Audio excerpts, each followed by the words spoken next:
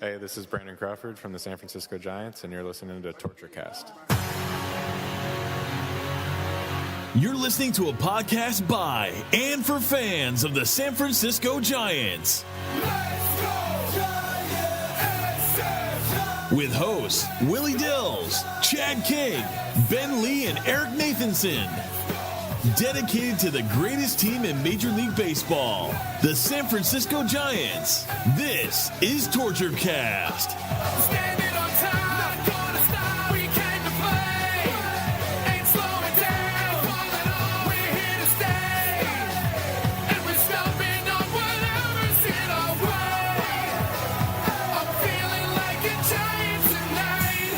It's Monday, June 3rd, 2019, and this is episode 168 of the Torchcast, the podcast by and for fans of the San Francisco Giants. I'm your host, Chad King, and joining me today on this lovely afternoon, at least it's lovely here. How's it in Georgia, Eric? It is just as lovely in Georgia, and with the Giants coming off 2 wins, so we have some positive stuff to talk about. Unlike last week, it makes it even better. I mean, last week we were talking about getting swept at the hands of the D-backs, and at least this week we have a 3-3 week, and the Giants looks like a real baseball team again. Yeah, they actually played some okay baseball this week. The unfortunate thing, though, and we noted this coming in, is they were playing some of the worst teams in Major League Baseball, and to be honest, after the way it started, going 3-3 is great now because they won the last 2 in Baltimore, and 3 of their last 4 overall. But yeah, it was rough, and we'll get to it in the weekend review. But to perform the way they did against Miami and one of the games in Baltimore, it's just, again, bad signs for this pitching staff, the way this team gets behind early, and their inability to overcome large deficits. So it is what it is, but we'll get to that. But yeah, like you said, 3-3 since last Monday. They're 24-34 overall, still 10 games under 500. But of course, the big number, and you were just going 16 games the pre-show. They are 16 games back of the Dodgers in last place. It's bad, and then still 5 games back of Arizona for 4th. So they are definitely cellar dwellers right now. There's no putting lipstick on this pig, ladies and gentlemen. They are performing very, very poorly. But one of the big things that we were shocked about over the last week, we talked about this last podcast, is the amount of runs they were outscored by, especially against the Diamondbacks. That was just an atrocious series where they just got slaughtered by 28, 30-something runs, whatever it was. So now they sit, even though they were +2 for the week, they still sit at a -76, which is the worst run differential in all of the National League, still 2 behind the Marlins. So this isn't good. So, I mean, it's like one of those expected win-loss things. It's like, no, they should be this bad. They've been outscored by 76 runs, and it's June. So, yeah, that's not good.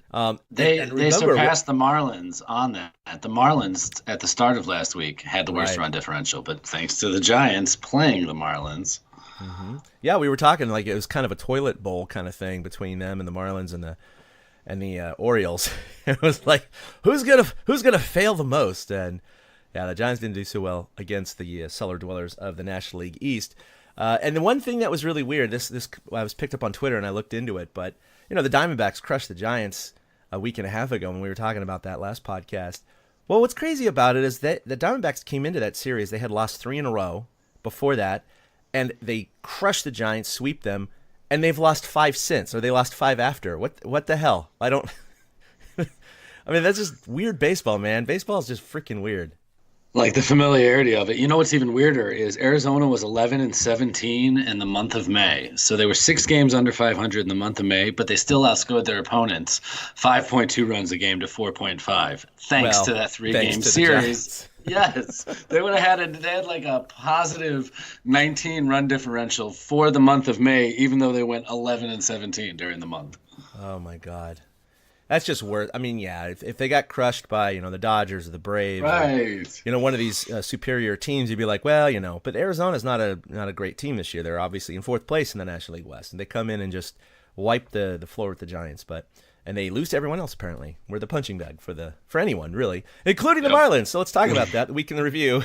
On Tuesday, they went into Miami, and you and I were salivating, but with caution, because this is a bad team. Both of them are bad teams. And we're just thinking, okay, I know it's a road game, so the Marlins have a little bit of an advantage, but let's see what the Giants can do. Maybe they can, go 4-2 in Baltimore and Miami. And we were hoping for 5-1, obviously, on the outside chance. 3-3 isn't much worse than that, but the way it started, again, 3-3 is a thankful record right now. But they did lose 11-3 on Tuesday. Shark, who's been on and off, he's kind of falling into that familiar pattern that we all know him by. He is all or nothing Shark. I mean, he'll go from one game, 3-hit shutout, or maybe giving up one solo jack, and then the next game he just gives up 4 home runs and 6 earned runs over 5 or something like that. It's just, he is Jekyll and Hyde, and so he was definitely not the good form of the Shark.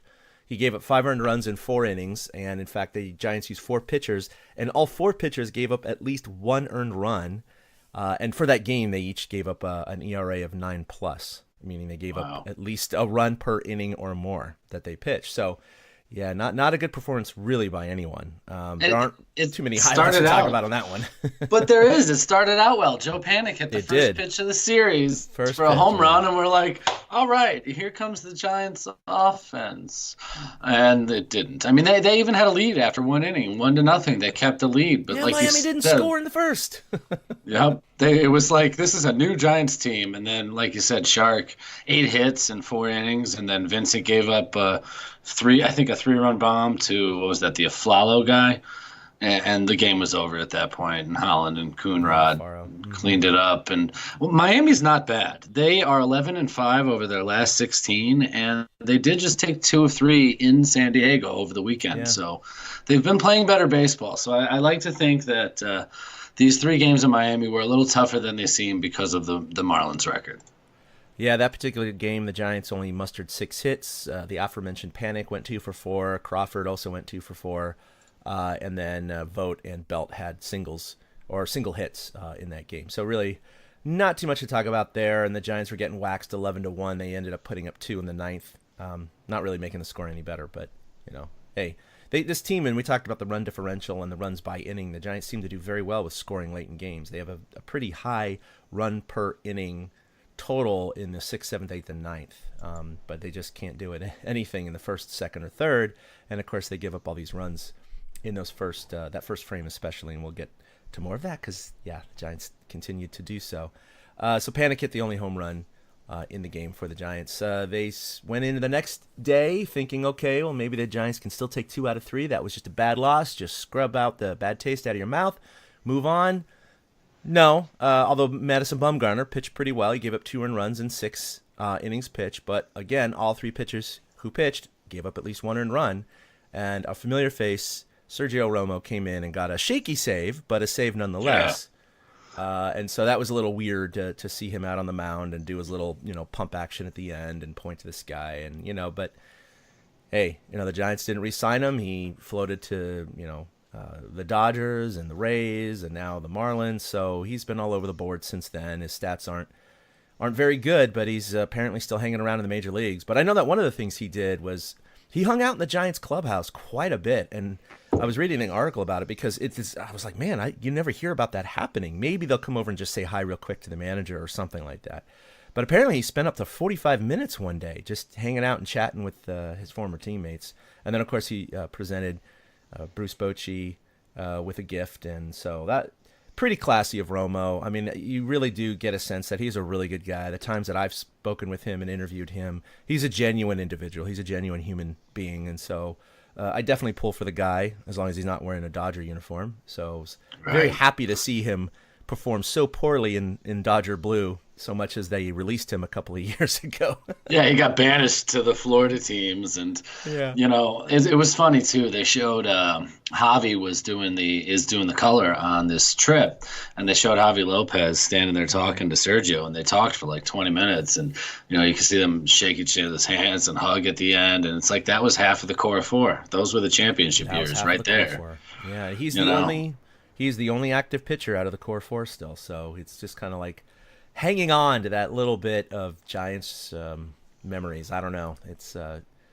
It's nostalgia. It's fun to think about, and then we move on to Thursday, and of course they start out this road trip 0-2 against the lowly Marlins, which you're thinking, oh my God, are they actually going to get swept in Miami? I was just like, oh my God, this is we're definitely going to hit the bottom of the barrel here for the Giants season, but Tyler Beede came in and saved the day. He went 6 innings and only gave up 1 earned run.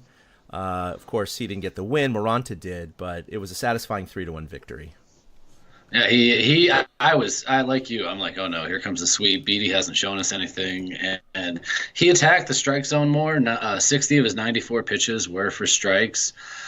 He did get 9 swings and misses, and generally kept the ball on the ground. He got 11 ground ball outs, which is pretty impressive. So Beede, it was the best start he's had as a Giant. It was good to see. And then they put together a nice little rally towards the end of the game. Granted, it got Moranta the win, but like the Giants, Crawford was in the middle of both of them. He doubled to lead off the 7th and then was driven in by Little Yaz. And then he doubled in the 8th to drive in 2 when the bases were loaded. And it could have been 3 if the ball didn't bounce out of the ballpark. And the Giants didn't end up scoring anymore. So it was pretty much Crawford and Beede. And it was good to see. It was good to see a young pitcher step up. And it was good to see a guy like Crawford have his day, because he's got some good memories in Miami with the 7-hit game and all that. So he must see the ball there. Yeah, he must see the ball there really, really well, because he had a good series and a good week overall. Yeah, and Will Smith came in and got his 13th save of the year, which is pretty incredible considering that was the Giants' 22nd victory of the year. So he saved 13 out of their 22 victories at that point. So not too bad. But at least they salvaged the series. And then, of course, heading into Baltimore, we're thinking, all right, I mean, they got to take 2 out of 3 from Baltimore. They have to. I mean, this is the road trip. They got to get healthy. They got out of Oracle after that horrible Diamondback series and everything else that happened. And what do? They score 5 runs in the first, Eric. We're sitting there going, all right. Yeah. Even if the Orioles score 1 or 2, we're definitely going to have a lead after the first inning. They're finally going to be the team that That was almost comical. It really was. I wasn't watching the game at the time. I just saw my MLB at Bat app was just flaring up. I was just like, 5 runs. Yes, all right. And then it was 5-1. And it was 5-3. And then it was 5. What the hell happened? Oh, it was so brutal to watch. Like that 5-run, I watched the first inning because the Cubs game hadn't started yet for me to switch that to the big screen and distract me. But I watched the first inning, and it was great. Panic walked, Yastrzemski tripled, Posey singled. Crawford ended up driving one in with a sac fly. Duggar singled to drive in 2 runs. It was an all-around great inning from the order, and then Drew Pomeranz decided to come in, and after getting a ground out, he walked a guy, and then he just gave up a single where they then kicked the ball around a little bit, another single where Duggar kicked the ball around a little bit, and then Dwight Smith Jr. hits a grand slam off of Pomeranz. And all that fun goodness, finally we're going to have a first inning for the Giants, all went to crap on one swing of the bat by Dwight Smith Jr. And it blows my mind that it's Dwight Smith Jr. because I remember when his dad was a rookie. So, and Drew Pomeranz, that was literally the only good thing to come from that game was Mike Yastrzemski tied it with his first major league home run off of Andrew Kashner right away in the top of the 2nd. But then Pomeranz gave up a home run to Trey Mancini, and they ended up losing the game 9-6. Pomeranz, they said they're skipping a start. Not that he's available out of the bullpen. Not that he's being demoted. He's available out of the bullpen. But because they have so many off days coming up, they're going to juggle the rotation. So he's not out of the rotation. He's just not going to have a turn anytime soon. And rightfully so. I mean, his ERA has got to be 1 million by now. It is 8.08 on the year. And this is a guy who won 17 games with the Padres just a few years ago. And yeah, his ERA wasn't great with Boston. His career has been nowhere close to how poorly he's doing right now. I mean, the Giants picked up this guy, and I was like, hey, this might be a diamond in the rough. He might, if he can, summon some of those Padre outings, maybe he'll be serviceable, and maybe he can win 8 to 10 games for the Giants this year. Oh my God. I mean, I don't think anyone could have seen this coming. His control, he struggled so much. We've talked about it. He picks and nibbles, and the curveball keeps missing, and the guys just wait. They just sit and wait, and then they crush anything that he leaks over the middle, and it shows. 8.08 ERA that particular game. He gave up, let's see his box score here, 1 1/3. He gave up 8 earned runs, 6 hits, 2 walks, 2 home runs, struck out 2. I mean, yeah, he might have been able. Maybe Bochy should have pulled him a little earlier, but at the same time, he's like, look, he gave up 6 in the first. How bad could it be in the second? We need some innings out of our starters, right? We can't keep taxing the bullpen. And sure enough, he gave up that home run in the bottom of the second right after Mini Yaz tied it up in the top of the second. And what's crazy is that it was 8-6 after 2 innings of play. And I was listening to the radio at the time. I was driving around, and John Miller is like, well, it's top of the third here at Camden Yards, and who knows what the heck's going to happen this game. Because, they had seen so much offense and a couple of errors here and there. So, but it quieted down after that. After the last 7 innings, there was 1 run. That's it. Baltimore scored 1 in the bottom of the 7th.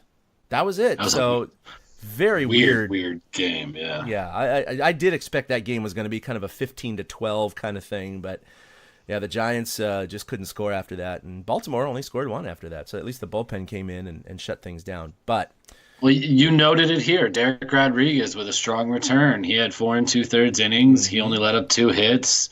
He struck out 2, he walked 2, but he didn't give up any runs, which is the key. And he actually threw 81 pitches to Palm's 56. So he worked a lot harder. He did. He worked a lot harder. And his ERA, is down to 4.34. So he's getting it down. I know he just came back up from AAA, but if he can kind of harness this and kind of settle down and get his ERA in kind of the low 4s, high 3s, I'll be very, very happy. I think most Giants fans will be happy. I don't think anyone pretended that he was going to repeat what he did last year because he was a rook and hitters figure it's a cycle, right? It's very cyclical. When there's a book written on a guy, then the hitters can study that more and understand his tendencies and pitch selection and certain at-bats and counts. And then it goes back and forth, back and forth. So it's kind of a game of chess. And so far at the beginning of this season, he's losing, but hopefully he got a little more seasoning, a little bit more coaching, and maybe he's figuring things out in his one outing here. He can continue that forward. The problem was, here they are facing the 2 of the worst teams in the major leagues, and they've lost 3 out of 4 now.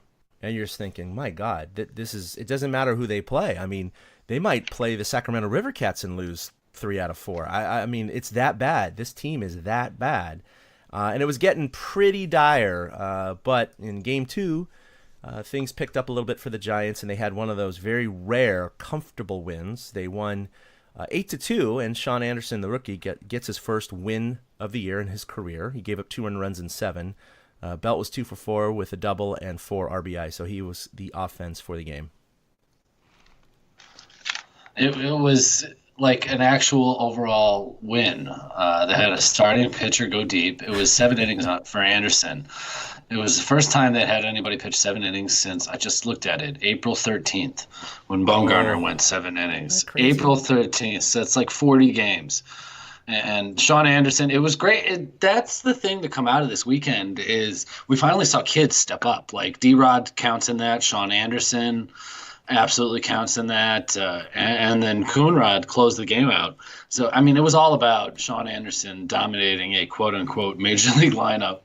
And the fact that he did it in an AL park, only 5 hits. He only struck out 4 batters, but he was good with his spots and had weak contact all day long. Mm-hmm. And it was the kind of win that, you expect to see out of the Giants when they're playing a bad team. And finally, Baltimore looked like the bad team because, like you said, Belt drove in 4. He was like teeing off all day. No, it was good to see Belt. I know there's a lot of Belt haters out there, but he had a really good day. And he only had 3 at-bats, so he did kind of the most of what he could do in that limited amount of time. David Hess was the not bad luck loser. He was just the loser for the Orioles, and he's having a very bad year. So this is definitely the kind of game the Giants need to beat up on one of these guys. He's now 1-7 on the year with a 7.36 ERA. So not quite Drew Pomeranz territory, but he's getting there. So he's definitely the kind of guy that they needed to beat up on, and they did. So it was good for them. And now you're thinking, all right, let's move on. Oh, by the way, do I have highlights for that game? I thought I did. I guess I don't. Oh, yeah, I have Buster Posey going deep. We forgot to talk about him. Here's his solo jack. Buster drives it to right. A little something behind it.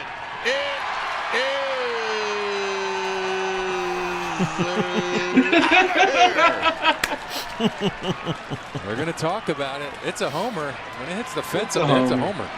Over the scoreboard should be a home run. Yep, there you go. Everyone's calling for it. Buster's still not moving, though.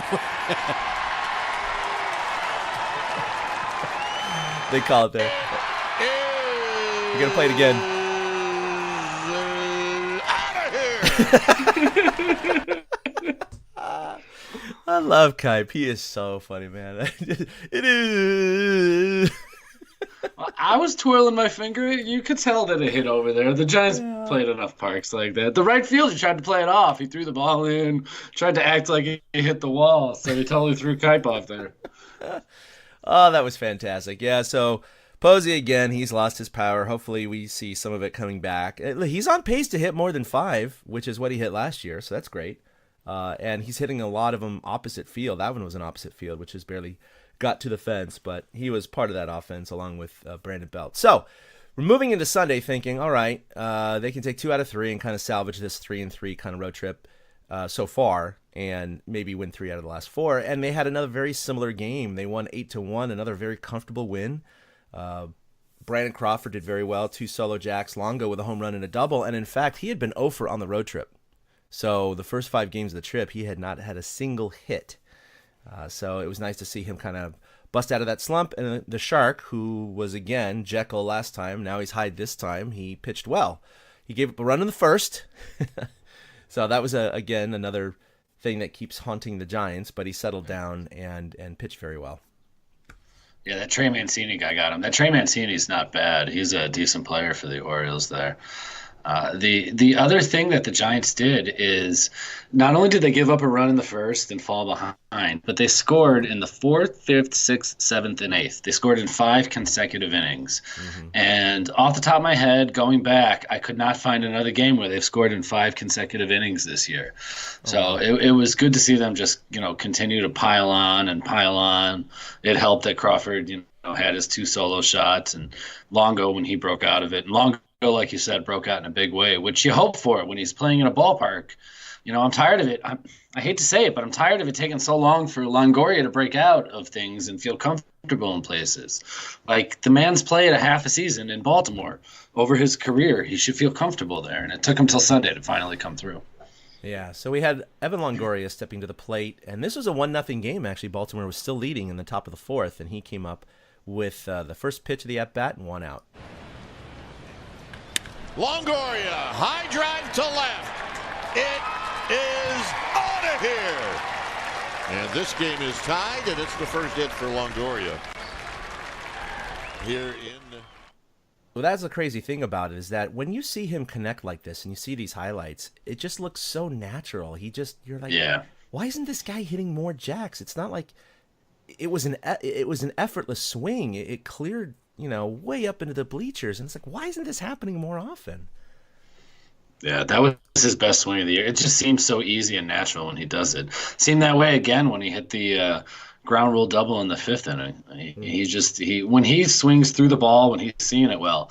The homer, something I've always advocated with Longo is he sometimes sees his best pitch on the first pitch, and that was what my favorite thing about this homer was. It was the first pitch of the at bat, so he just jumped on the pitcher the second time through, and it was good to see him finally attack that first pitch and do something with it instead of just fouling it back or watching it go down the middle. Yeah, it was effortless. And then, just like all the Giants who have been struggling this year, Crawford in particular, at least he's showing a little bit more power lately, even though his batting average is really, really down. But again, he had a multi-homer game, and this was the first home run that he hit in the game after the Giants had a 4-1 lead with 2 outs in the top of the 6th. And the pitch. Crawford hits a high drive to left. Broxton on the move, at the wall, out of here. Crawford with his 4th of the year, and it's 5-1. And that was a tailing fastball. It did catch the middle of the plate, but he barreled it up and hit it the opposite field. And then he comes up in the top of the 8th, again with nobody out, an 0-1 count. The Giants now up 6-1, and he does it again. Crawford drives one to right center field.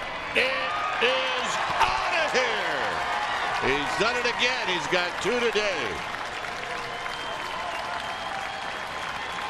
Are you going to say you got your foot down again? Great call, Dwayne. Oh, my goodness. So it was nice to see him jack 2 out, kind of help the cause. Very happy to see that. Yeah, you could hear somebody audibly go, ooh, when he hit that second one, like he hurt the baseball. When he has his stroke, that's the kind of thing that he does, is he hammers the ball. And then Tony Watson, in the bottom of the 8th, he struck out the side like it was nothing. And the bullpen all weekend was pretty intact. And Will Smith came in, even though it wasn't a save situation, and ended up getting 4 outs, actually, because of a drop third strike in the 9th inning. And the Giants looked like a good ball club, and heading to New York with a 3-3 on this road trip. Like you said, after starting the road trip 1-3, it's surprising to say the least, and it's good to see them playing good baseball. I said they might start hitting the ball away from home, and that's exactly what they started doing again. Just had to get out of Miami. Yeah, so the Giants racked up 11 hits that game, and 8 of the 9 starters had at least 1 hit. The only starter to not have a hit was Pablo Sandoval, who DH'd that game. He went 0 for 4. But, ironically, he has the highest batting average on the team so far amongst the semi-regular to regulars. I'm just going to go down this list in order of the batting order yesterday. Joe Panik, 239. He was 1 for 5. Yaz, of course, few at-bats, right? He's still hitting 276 along with Pablo, but he was 1 for 4. Longo went 3 for 5 with those 3 RBI. He's hitting 220. Sandoval 0 for 4, hitting 276. There's that high watermark. Brandon Belt 1 for 3, 243. Kevin Pillar 1 for 5, 219. Crawford 2 for 5, 214. Stephen Vogt 1 for 2, 255. And then Steven Duggar 1 for 4 at 242. So it's rough to see these batting averages, but I look over on the the right side of the box score here, and the Orioles aren't that much different, although Mancini is hitting 302. But beyond him, everybody else is like 250 or less. So these are 2 struggling teams, and it shows in their offense. But at least the Giants were able to rack up those 11 hits and 8 runs, and then kind of get to that 3-3 mark as they head into New York. It shows the Giants, they're batting 235 on the road. They're 14-16 on the road. They're not bad on the road. They're competitive, and they're batting 235. And they've only been outscored 150 to 138. So that's 12 runs overall. It's 5 to 4.6 a game. At home, though, they're 10-18 and only hitting 209. So 235 on the road and 209 at home. 209 at home. And they've also allowed 150 runs at home, which is 5.4 a game.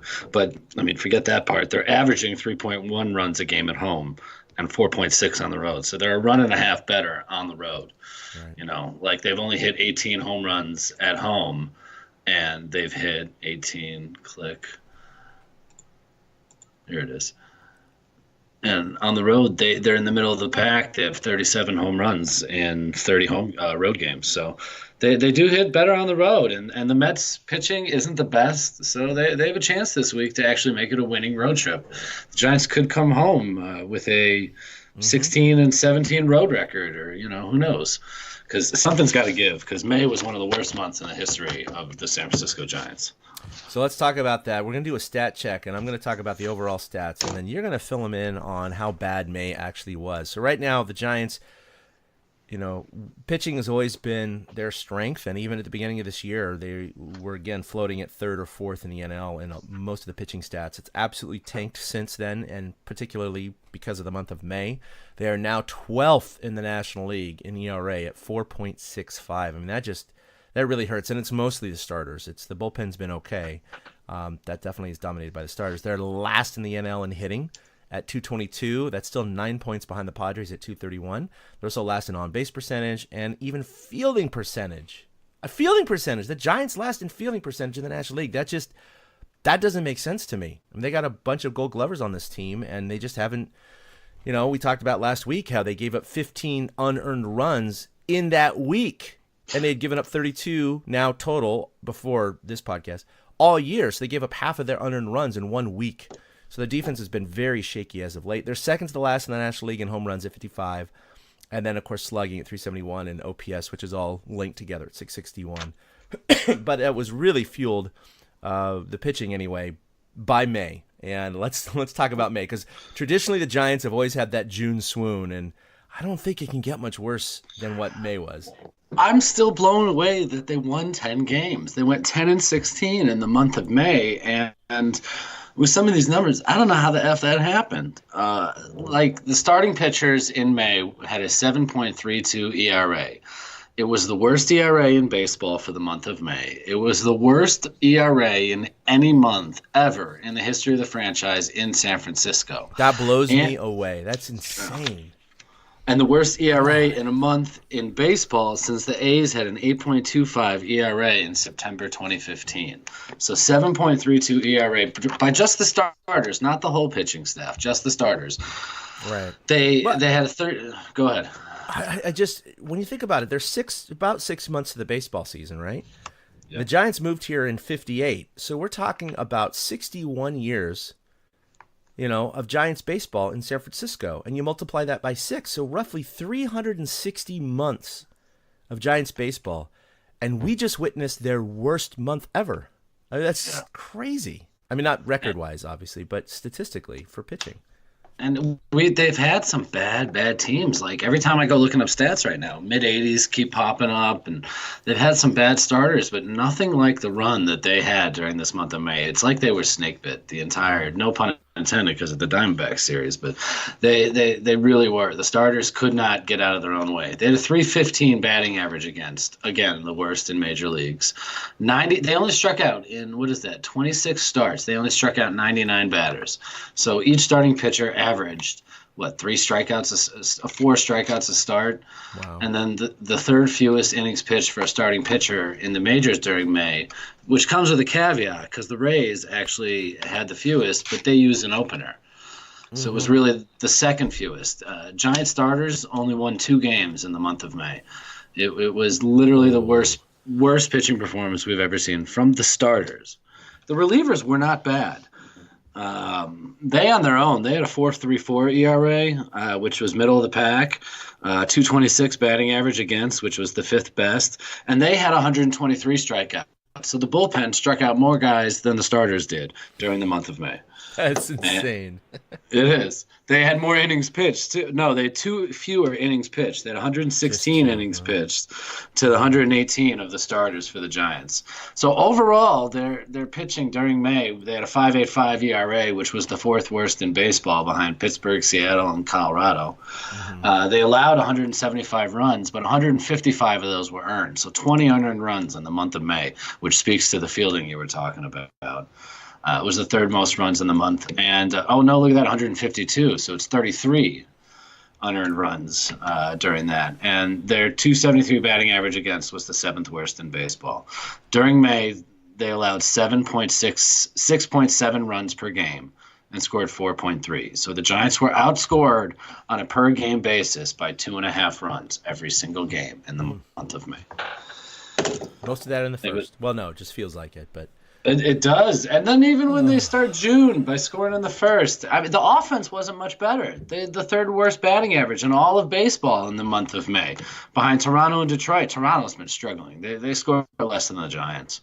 Yeah. They had the 5th fewest runs scored this month. They had the 2nd fewest hits behind Toronto, 3rd fewest homers behind Miami, of course, and Kansas City. And they had the worst OPS of any National League club in the month of May, 685. Wow. Amazing. All right, well, let's talk about the merry-go-round and the revolving door that is transactions for the San Francisco Giants under Farhan Saeed. Probably why they have these stats, because they don't have a set team. Exactly. So over the last week, we're just going to kind of go in chronological order here. Excuse me. May 29th, they placed Nick Vincent on the 10-day injured list with a right pec strain. The same day they recalled Williams. Is it Jerez or Jerez? It's Jerez, isn't it? It's Jerez. Yeah, it's Jerez. I've heard one person, and so it kind of gave me some doubt. They recalled him from Sacramento, and then the next day optioned him back down after his one appearance there. And then on May 30th, they recalled Tyler Beede, of course, who had that great start, ending that little bit of a losing streak for the Giants. Because they did have a 7-game losing streak, by the way. June 2nd, they recalled Aramis Garcia. They optioned Sam Coonrod, your favorite, back to Sacramento. And then on June 1st, Mac Williamson, who was DFA'd by the Giants, finally elects free agency. I think we both predicted that was going to happen. he has to have a change of scenery. He's got to get out of the Giants farm system. And I haven't heard of anything in the last day or two. Has he signed with anyone, or is he still floating around? I assume he's still floating around. Yeah, I think he's still floating around, which is, you know, To be he may expected. float around for a little bit and just sign on with somebody. Everybody's paying attention to the draft right now, so there might not be a spot for him. But I was sorry to see Coonrod. He was pitching decently. I mean, he gave up a homer in one of his appearances, but like his last time out against Baltimore, Coonrod finished a game that Anderson started. So, you know, when you look to the future, that kind of stuff might be happening. I thought Coonrod looked good in his brief appearance. I thought he looked almost like a Hunter Strickland, but better. Yeah, I think he definitely has a future with the Giants. He has plenty of options, so they're just doing what they can. Again, this revolving door of Giants players. I don't even know what the roster's up to, like 38 or 39. It's been on the 25-man now. It's pretty insane. All right, let's talk about who's hot, who's not. Brandon Belt, 7 for 20, and this is stats over the last week. 7 for 20 with a home run and 6 RBI. Crawford, 7 for 22 with 2 home runs and 6 RBI, of course, mostly in that last game in Baltimore. And Posey, a modest 4 for 13. This is the stretch, folks. This is what we have to look for. 4 for 13. Woo, he's hot. It's like, Well, so many players are batting that for the year. And I'm like, yay, 4 for 13. Let's put him in the who's hot column. That's He obviously on had a fire. home run this week as well. I started looking it up, and this is stats I think we'll look into down the road, but I started looking up like how the Giants do in wins and losses, and Belt and Duggar are hitting over 300 in wins, and both are hitting like 115 in losses. And then there's Posey. He's like 260 and 260. Like, it doesn't I was matter. going to say, I would have totally predicted he was Mr. Consistency. He is. It doesn't matter if they're winning or lose. That's how they win or lose. It's not Posey that's going to win or lose. It's the guys around him. He's just going to keep doing what he does. Yeah. All right, and then the vaunted list of who's not. Pablo is 3 for his last 19, but we'll talk about him here in a minute. Longo, 3 for 17, those 3 hits in that last game, in which he had 4 RBI, so he had an 0 for 17 prior to that. Panic, 5 for 25, and then, of course, the aforementioned Drew Pomerantz, 8 earned runs in an inning and a third. His ERA is up to 8.08 for the year. And then Derek Holland, he's coming out of the bullpen in relief, but his ERA is still sitting at 6.75 because he's still getting hit fairly hard out of the pen. That's, yeah. Yeah, Leave him there. yeah. I mean, it's Derek Holland. Yeah, leave him there. Exactly. He was so. I mean, not so good last year, but he was good last year, and it's really unfortunate to see so many players, and that's, you know, they've been talking about it on KMBR so much. These players have all come in and they have career averages in all of these stats, right? And yeah, you're going to have certain players perform under their averages, but to have every single player perform under their average is just astounding to me. And they're not all 38 years old. They're not all at the tail end of their, you know, longevity in baseball. So you can't explain it away just purely by age. I don't know what's going on, but to see this many, I mean, virtually the entire team underperform is quite disappointing. It's penance for 2010 when everybody overperformed. Yeah. I mean, they squeezed every win and every playoff win and victory and, you know, triple double and Yep. bunts down the third base line and balls that bounced off the top of the center field wall and stayed in. I mean, you're right. They just seem to have sold their soul to the devil to win those 3 championships, and I think this is penance. It is a swing in the natural dynamics of baseball. You know, it's hit or miss, and, you know, sometimes it rains, sometimes there's a drought, and that's what's happening right now with the Giants. It's definitely a drought. When you look at somebody like Pomerantz, we do have to put that one on Farhan. That didn't really work out so well for him. And I wouldn't be shocked if Palm and Holland are just not part of the ball club later this year. I don't know if they'll be released or what. And, you know, that's a couple of decent contracts that they're going to have to eat just so they can get some young kids in there. Because if they're going to get the same production from young kids, you know this front office is going to want to see the kids down the road. Pretty soon, you know, moves are going to start happening, and there's not going to be room for everybody. Or they might get to hang on because they'll trade the good guys from the bullpen. Yeah, no kidding. All right, so every Major League Baseball team has to have at least one representative in the All-Star game. And what's so funny is that so many people have complained about that over the years, going like, why, you know, every team has maybe one player, but some years there are several teams that probably shouldn't even be represented because there are other players that should have representation, and they get snubbed because some schmuck from the Marlins gets to go.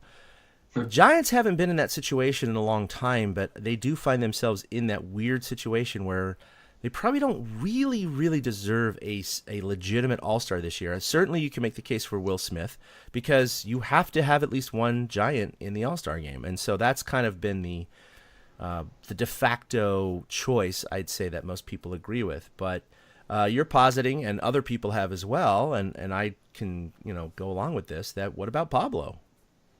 I mean, why not? He totally could be elected. However they're doing it, they're doing primaries and then elections, and if you need a utility guy that's fun to have around, because other than Will Smith, none of the pitchers are worthy of it. But it's funny because you put Will Smith and that might rob Pablo of the chance because Will Smith has been pretty much dominant. Like I never feel worried when he comes in. I mean, the guy's got a .7 whip. He just kind of mows down the hitters at this point. 13, like you said, 13 saves and 24 victories, which is kind of ridiculous. So, I mean, I would like to see Pablo. I guess my heart says Pablo, but I think you're right. I think it's going to be Will Smith, and that's going to be it. I think Bochy, though, will get added to the coaching staff. Who is it? Dodgers again. Bochy will get added to the coaching staff, being his last season, I bet. And you have to wonder if he can somehow finagle his guy, Pablo, onto the roster. Yeah, that's a really good point. I didn't even think about Bochy being added. But, of course, Dave Roberts is the manager this year. So right. It would be a little odd for a Dodger manager to select Bochy. But it would be a classy move by Roberts if he were to do so. I mean, Dave Roberts did play for the Giants, too. So let's not forget that. But yeah, I could see some lobbying going on, but at the same time, I do think that Will Smith is probably going to be the one of the Giants traded before the trade deadline. Now, someone did bring up the possibility that even though the deadline is the 31st, it wouldn't be a total shock if Zaidi jumped on a good trade offer, should one come, prior to the All-Star game. Now, that would be an interesting situation. I hope so. I want trading season to start now. I'm freaking ready. That would open it up for Pablo, no doubt, right? Because he wouldn't absolutely. Will Smith wouldn't be the Giants' representative, and they would have to have someone from the Giants. But that would just be really interesting because number one, it would probably rob Will Smith of an All-Star appearance, and number two, it would probably give Pablo the nod, which is like who saw that coming? That's really weird. Yeah, right. Nobody saw that coming. I love it. Pablo is the only. Pablo is us. You know what I mean? He's us in that locker room. He's us in that dugout. He's just the fan that wants to be a Giant that's trying to have a good time. And that's all we're doing with Giants baseball is trying to have a good time. No doubt. All right, so we... Go ahead. Okay. I was going to say, I got it. The Major League Draft is today. I believe it's just the first round tonight. And the Giants have the 10th pick in the draft, which surprised me when I looked it up. I recall the Giants sucking last year, so I thought maybe they'd have like the 4th or the 5th pick again. But apparently they're the 10th pick, and so far Farhan said he'll go best available. So we don't know what that really means. We haven't done much scouting, but there will be some new Giants on the roster over the next 3 days that get drafted. Somebody's name will leak tonight. And since it's a day off for the Giants fans will be online and on social media and watching MLB Network just to see who the Giants draft, even though we've probably never heard of them. Yeah, most likely. And, there's a lot of famous 10th round picks. I don't have a whole list here. For the Giants in particular, of course, in 2006, they took Tim Lincecum in the 10th round, and the very next year in 2007, they took Madison Bumgarner. So the Giants definitely have a recent history of doing very well in the 10th round. Overall, you can talk about Mark McGwire. He was drafted in the 10th round. 10th round as in the 10th pick for the A's, so he did fairly well there. And there's been a list of recent 10th rounders that have done pretty well across Major League Baseball. So when you have a top 10 pick, that is a place where you cannot have a bust, or at least you hope to not have a bust. And, Zaidi has been known to take flyers, like, for example, with I think it was the 2015 draft with the Dodgers. They were picking 26th or 28th or whatever. He took Walker Buehler, who was already slated for Tommy John surgery. But they said, hey, we can take the time to rehab this guy and get him back on the mound because this is what we see in him. And sure enough, it paid off. Look at how he's doing. Yeah, it was a good move. Yeah. It was a good move. But in an interview with, I forget who it was, maybe it was with one of the Giants' local beat writers, but he was talking about that particular move, and he's like, yeah, we took a chance with Buehler, and it seemed to pay off, but we can't do that with the 10th pick. The 10th pick is no time for experimentation and, surmising what a guy might do and be the surprise pick, be creative or whatever. He's like, we'll just have to go with pretty much the best available player like you had just mentioned. So most of the draft boards do point towards them picking a position player as opposed to a pitcher, but we'll see what happens. Zaidi may have something up his sleeve. Who knows? Yeah, well, I mean, they're going to pick top 10 this year, and they're going to pick top 10 next year, too. So Farhan's got a couple drafts to build, and I'm curious to see if they stick with – they've been taking a lot of college players in the first round lately, and I'm curious to see if he goes with a college player or if he decides to dip into the high school ranks. Mm-hmm. Yeah, I know the Giants have traditionally stayed away from high school players, but we'll see what he has to muster. All right, so this week in Giants history, which you have been continuing throughout the year, you have something from 2006.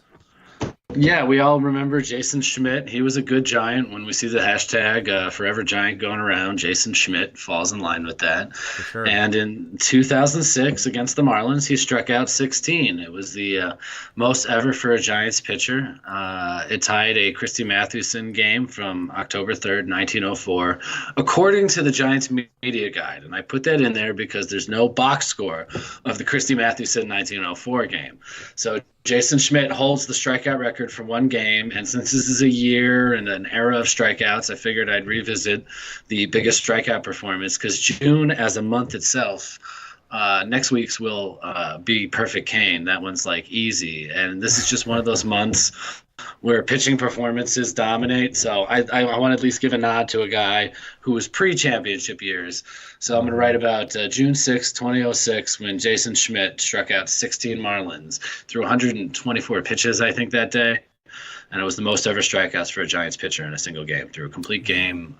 Not a shutout. I think he let up 2 or 3 runs, but we'll find out. I'm going to revisit it this week. Yeah, Jason Schmidt is one of those guys when I was a little bit younger. I really did think that he was going to take them with, Barry Bonds to the promised land. It just never worked out for him. And then after he left the Giants, he left the Giants at the right time. He just never did anything after that. So it was good to see the Giants got most out of him than any other team could have hoped for. I remember one memory of him shutting the Cubs down at Wrigley where he threw like a one-hitter, and I was there. I think it was a one-hitter. It might not have been. It might have been 2 or 3. Who knows? I was probably in my teens, but or early 20s at that point. But that was my one Jason Schmidt memory. Like, he'll always be burned as a Giant in my mind, for that reason. Like, I've seen him more than I've seen some of the current guys, Oh my gosh, I know. I tended to watch a lot more when I had more free time, Eric. I'm just saying, when you get a full-time job and you have kids and you have a lot of driving to do, it's hard. A lot of it's radio and the at-bat app. So, in fact, I haven't even covered a game yet this year. I hope to get there, however, in the next couple of weeks. They do have a long homestand coming up. And, in fact, after these 3 against the Mets, they are back home for 3 against the Dodgers starting Friday. And then after that, they have a couple of off days within the week. And I think they mix it up with the Padres and the Brewers. So I think the Giants, if they are beaten up a little bit in New York and then maybe even against LA, they're going to have some time to recuperate. So that'll be good to see. But hopefully they won't need to. Hopefully it'll just be nice off days for the players to go, spend time with their family and have some nice dinners at restaurants and, tool around the city because, I always hate hearing about, oh, well, thank God the Giants have 2 off days this week because they need it. Their bullpen is taxed. I don't want to hear that. No. And hopefully this Mets series won't be too bad. I look forward to the Mets series. I think that the Giants will match up well against them, and I think they'll continue hitting the ball. I wouldn't be shocked to see another 18 to 20 runs scored by the Giants over the next 3 games. Yeah, that would be nice, wouldn't it? Yeah.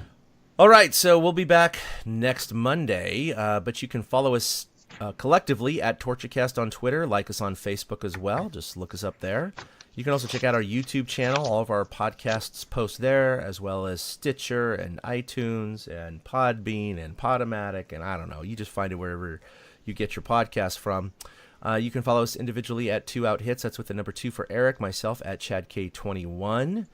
And, of course, always check out our website at torchcast.com. That is where we post our podcast. Not only that, but Eric has been fantastic this year in posting so many of these articles, particularly the This Week in Giants History that have the last one really blew up, which has been absolutely fantastic. So we really do appreciate your patronage and reading it. Eric's an excellent writer, and I really enjoy the quality work he puts out there. I got nothing else but this week. You got nothing Giants else. history. You got more This Week in Giants History. All right, man. Well, it was another good podcast, and you follow us, guys. That's all we're asking. Just follow us. We're not paid for this stuff. We don't make any money. We're paying to actually keep this site up and running. So whatever support you can throw out through your viewership and readership, really, really, we do appreciate it. Just go ahead and pimp us on social media as much as you can. And we'll be there starting the conversation. So for Eric, this is Chad signing off for episode 168, and we'll see you next week for episode 169. Until then, a-boom. A big thank you to everybody for listening to the TortureCast, the podcast by and for fans of the San Francisco Giants. Follow us on Twitter at TortureCast. You can also like us on Facebook or check out our blog at torturecast.com. I also want to say thank you to Ashcon and Bailey for letting us use their song Feeling Like a Giant for our intro. For Ben Lee and Chad King, my name is Willie Dills saying, we'll see you next time.